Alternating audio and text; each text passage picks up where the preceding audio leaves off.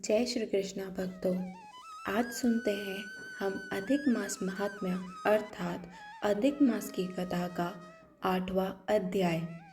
सूत जी कहने लगे कि हे तपोधनो, भगवान विष्णु जी और श्री कृष्ण जी के वचन सुनकर नारद अत्यंत प्रसन्न हुए, परंतु प्रश्न करने लगे। नारद जी कहने लगे, हे प्रभु, रुक्मणीनाथ जब बैकुंठ को चले गए, फिर अधिक मास को अपने धाम में बसाया।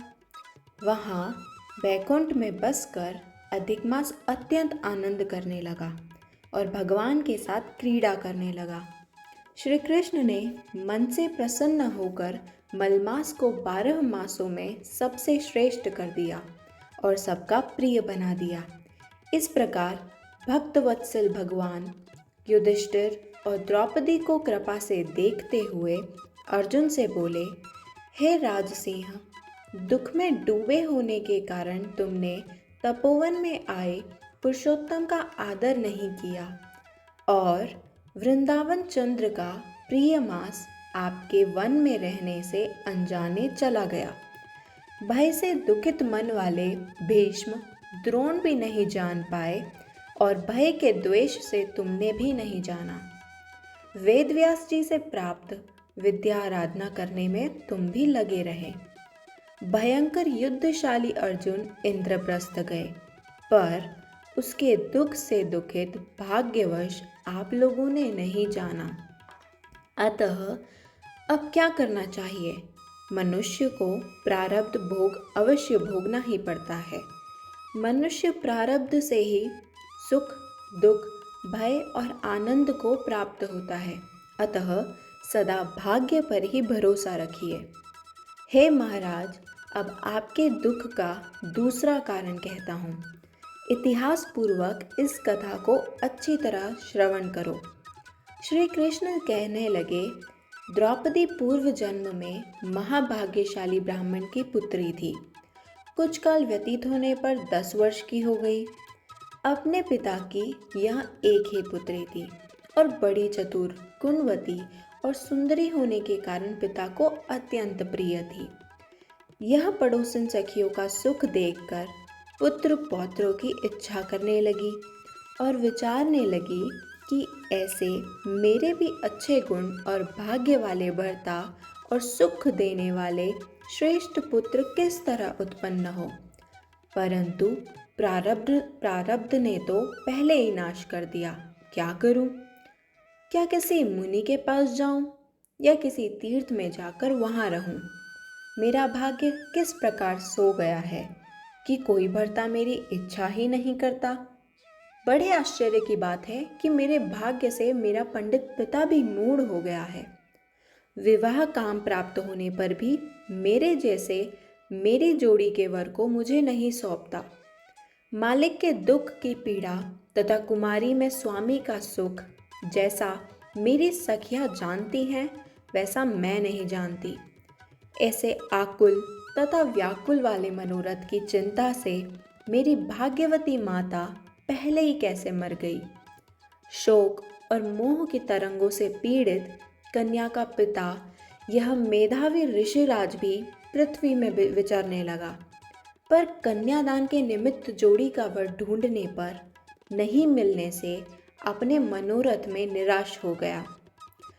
पुत्री के और अपने दुर्भाग्य से टूटा संकल्प का पिंजरा होने से उसको महादारुण तीव्र ज्वर हो गया। तब वहाँ ऋषिराज सब शरीर में अतिशूल होने के कारण व्याकुल हो गया और श्वास पर श्वास से युक्त होकर लौटता गिरता घर आकर गिर पड़ा, जैसे मदिरा पान करने से मूर्छा को प्राप्त हो जाता है, और अपनी पुत्री का स्मरण किया। जब तक पुत्री भय से व्याकुल होकर अपने पिता के पास आई, तब तक वहाँ मरने के सदृश हो गई। देवयोग से अकस्मात कांपता हुआ और कन्यादान के प्रसंग से उठे हुए महोत्सव से रहित और पूर्व काल के लिए गृहस्थी धर्मों से रहित होकर संसार की वासना को छोड़कर हरि में मन को लगाता, वह मेधावी ऋषिराज श्री हरि पुरुषोत्तम को याद करने लगा। हे श्री कृष्ण, हे गोविंद, हे हरे, हे मुरारे, हे राधेश, हे दामोदर, हे दीनानाथ, हे ऋषिकेश्वर, आपको मेरा नमस्कार। आप इस संसार रूपी समुद्र से मेरी रक्षा कीजिए।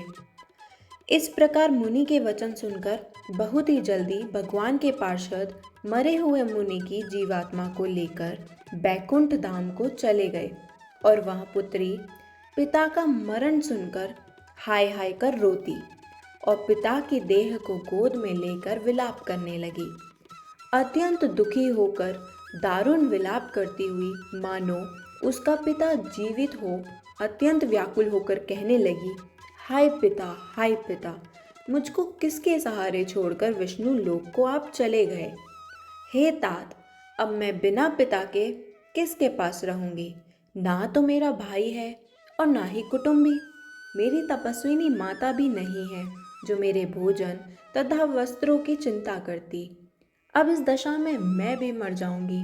जीने से अब क्या मतलब है।